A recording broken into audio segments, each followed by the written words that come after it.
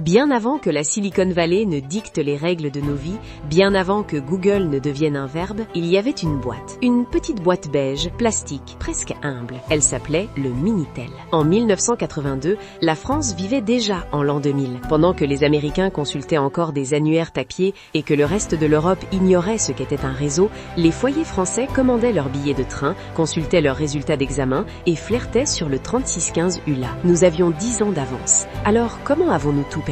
L'histoire du Minitel n'est pas une histoire de technologie, c'est une histoire de pouvoir. À la fin des années 70, l'État français prend une décision radicale, la souveraineté numérique. Pas de dépendance aux infrastructures étrangères. Le plan Calcul et le réseau Transpac sont nés. C'était le génie français à son apogée. Centralisé, efficace, gratuit pour l'utilisateur. Imaginez, le gouvernement vous donne l'outil pour accéder au monde, gratuitement. C'était une utopie sociale technologique. Le 3615, 4 chiffres qui ont changé une nation. Le Minitel n'était pas qu'un outil administratif, c'était un espace de liberté. Les messageries roses ont explosé, la France a inventé le chat en ligne, l'anonymat numérique et, paradoxalement, la monétisation du désir, bien avant les sites de rencontres modernes. Mais dans ce succès se cachait le poison de notre propre défaite. Nous étions si fiers de notre jardin fermé que nous avons construit des murs autour. 1990, Tim Berners-Lee invente le World Wide Web. Le monde commence à parler un nouveau langage, le HTML, le protocole IP. À Paris, les ingénieurs sourient. Pourquoi changer, disait-il? Le Minitel fonctionne. Il rapporte des milliards à France Télécom. C'est ici que l'exception culturelle française devient un piège mortel. Le mépris pour l'Internet américain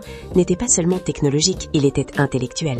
Nous pensions que le monde s'adapterait à nous, alors que le monde était déjà en train de nous dépasser par la gauche. L'arrivée de l'ADSL à la fin des années 90 fut le glas. Le Minitel est devenu un objet de musée dans nos propres salons. Une relique d'Ège couverte de poussière. On a essayé de le sauver, de le moderniser, mais comment lutter contre l'infini? L'erreur n'était pas technique. Le Minitel était supérieur à bien des égards au premier Internet. Plus sécurisé, plus simple, avec un modèle économique clair. Notre erreur a été de croire que la souveraineté signifiait l'isolement. Aujourd'hui, alors que nous nous battons pour une souveraineté numérique européenne face aux géants de la tech, le Minitel nous observe comme un fantôme. Il nous rappelle que l'innovation sans vision mondiale est une condamnation. Nous avions le futur entre les mains. Nous l'avons débranché par orgueil. La prochaine fois que vous balayez l'écran de votre iPhone, souvenez-vous que quelque part, dans un grenier en Bretagne ou en banlieue lyonnaise, une petite boîte beige attend toujours une connexion qui ne viendra